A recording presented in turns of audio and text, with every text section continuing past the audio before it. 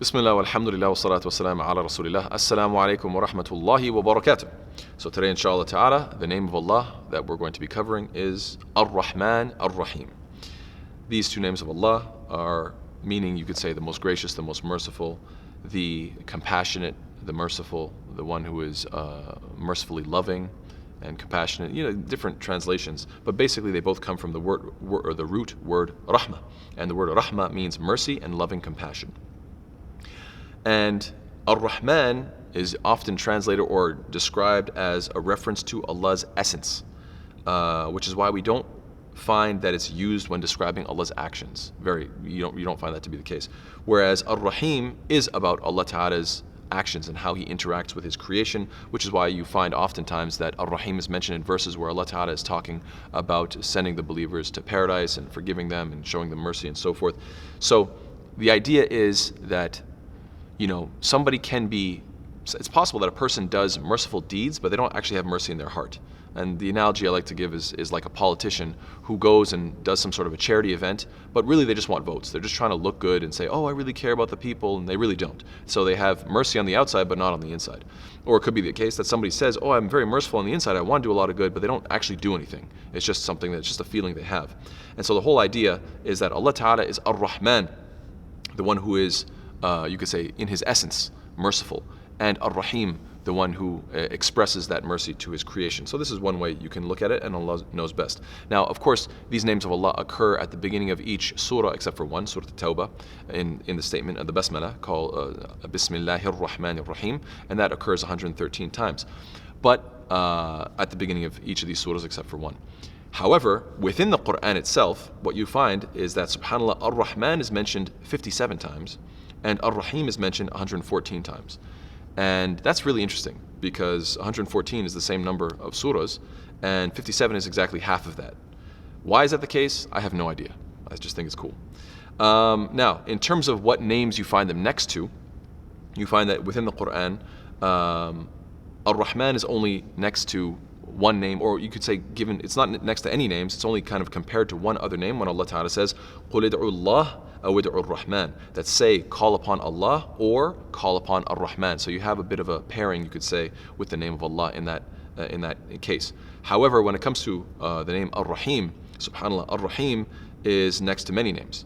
Allah Ta'ala finishes certain ayat with Rabbur Rahim, Ghafur Rahim, Tawwabur Rahim, Ra'ufur Rahim, Azizur Rahim, Al-Barrur Rahim, Rahimun Wadud. So there's many different names of Allah that are mentioned next to Rahim. And yes, in terms of Ar-Rahman, Rahman can't be used for any person. This is a name of Allah that nobody can be called Rahman. It is too emphatic and too grandiose of a term that it can apply to nobody but Allah. However, Rahim, it can be used for a person. A person can be Rahim. Obviously, Allah Ta'ala is the ultimately merciful. Allah is Ar-Rahim, yes, but a human being can be described, يعني هذا شخص Rahim. That's a very merciful, he's a merciful guy. So you see a difference between these two names. And the reason is because the name Ar-Rahman is on the pattern of Fa'alan. And Fa'alan implies being full of something, like absolutely full of whatever it's describing. Like, for example, Ghadban means full of rage, Hayran means full of confusion, completely confused, Nadman means full of regret, Lahfan is full of regret and worry, and Sakran means absolutely drunk. You could say full of alcohol or whatever the case is. So the point is that all of them are on the Fa'alan pattern. When you take in the three root letters of Ra and Ha and Mim and you put it on Rahman, this is full of mercy. So the question that always comes up whenever you talk about Allah Ta'ala being merciful, the big question that's been coming up since the dawn of time is what? How can Allah Subhanahu wa Ta'ala be so merciful, yet nice people go to hell? I'm sure we've all heard this question before. Comes up all the time. In fact, even our mother Aisha radiallahu ta'ala anha, she asked the same question to the Prophet ﷺ when she said, this is mentioned in Sahih Muslim, قلت, that she says, I said, Ya Rasulullah, O Messenger of Allah, Ibn Juda'an كان في الجاهلية يصل الرحم ويطعم المسكين فهل ذاك نافعه, that she asked, O Messenger of Allah, Ibn Juda'an, he was a man who, he was, back in the days of Jahiliyyah, he would connect the ties of of the womb, connect the ties of kinship, essentially. He was basically good to his family and his tribe, etc. وَيُطْعِمُ الْمِسْكِينَ, and he would also feed the poor. So he was a very kind person. He was a nice person. فَهَلْ ذَاكَ نَافِعُهُ, does that benefit him in any way? And the Prophet responded, لَا يَنْفَعُهُ إِنَّهُ لَمْ يَقُلْ يَوْمًا. The Prophet said, no, that did not benefit him, because he did not even say, not even once in his life, not even one single day did he say, رَبِّ اغْفِرْ لِي خَطِيئَتِي يَوْمَ الدِّينِ. Oh Allah, forgive me on the day of resurrection. So the idea here is what? That either he was doing all this kindness, maybe just for the sake of pride, so that people would praise him, or maybe because he thought it was just feeding his ego. He kept on saying, I'm so nice, look how good I am, look how kind I am, I'm the best person ever. But he never saw any flaws within himself. The point is that this person never asked for Allah's mercy once. And so when we talk about Allah Ta'ala being merciful, being Ar-Rahman and Ar-Raheem, and people saying, if he's so merciful, how can people go to hell? Well, one answer is because they never wanted that mercy. Yes, Allah Ta'ala had abundant mercy, but they turned their backs on it. They weren't interested in it. Had they been interested, it would have been abundantly available. But if you reject it, then I'm sorry, you don't get it. So that seems to be I would hope, a sufficient answer to those who ask this age-old question. Now the question is, how do we live with these names of Allah subhanahu wa ta'ala? Well, we know that the root of Ar-Rahman is Rahmah, and Allah Ta'ala says in a Hadith Qudsi, very beautifully, Ana Allah wa Ana Ar-Rahman. I am Allah and I am Ar-Rahman, the abundantly merciful. خلقت الرحمة وشققت لها من اسمي, that I created the womb and I derived it from my name. The name for the word for womb in Arabic is Rahim, right? And so it's coming from Rahmah, mercy.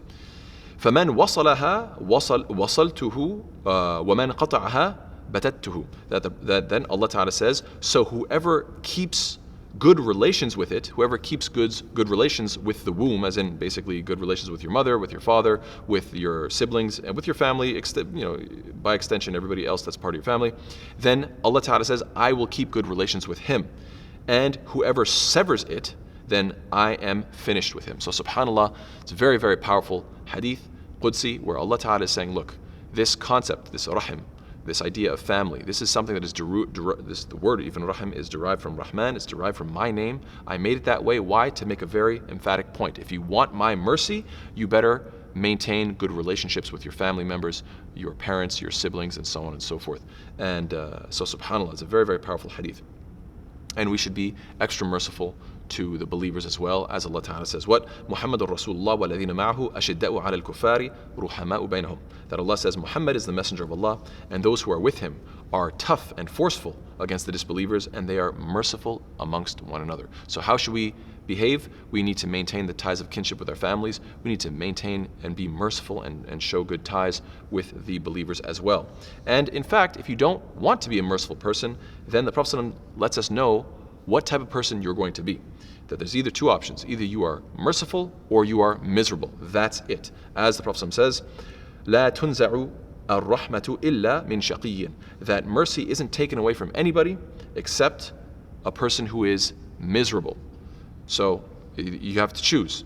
Am I going to be merciful through my service to humanity, or am I going to be miserable? Am I going to be merciful towards the weak and the needy and help people out, or am I going to be miserable? Am I going to be merciful towards the sinners by trying to help them and guide them and encourage them, or am I going to be miserable? Am I going to be merciful towards the disbelievers by calling them to the truth and giving da'wah, or do I want to be somebody who's miserable? Those are the options, guys. So it's very, very important that we remember that mercy, anybody can claim it. Anybody can say, oh, I have mercy in my heart. But, you can't plant apple seeds and then expect to get oranges, right? No. If you have mercy in your heart, then mercy is what should come out as a result, right? So in that exact same way, don't tell yourself, oh, I'm an awesome person because I feel mercy within my heart and compassion for others, etc., but you never put that into action. You never speak it in your words. You never do anything about it. If you really want Allah Ta'ala's mercy, you have to have that mercy yourself in your heart, but it has to become manifest in some way or another, inshaAllah Ta'ala. Yes, and the Prophet ﷺ was commanded to make dua for mercy as well when Allah Ta'ala says, وَقُلْ رَبِّ اغْفِرْ وَارْحَمْ وَأَنْتَ خَيْرُ الرَّاحِمِينَ. And O Muhammad ﷺ, you must say, what? My Lord, forgive and have mercy, and you are the best of those who show mercy. So from this, we make dua and we ask Allah Ta'ala to be of those who earn His mercy, to be of those who are constantly calling upon Him for mercy, and may Allah Ta'ala make us of those who can remember and pray with and always keep in mind these beautiful names of Ar-Rahman and Ar-Raheem. Amin ya Rabbil Alameen. Jazakallah khair. Wassalamu alaikum wa rahmatullahi wa barakatuh.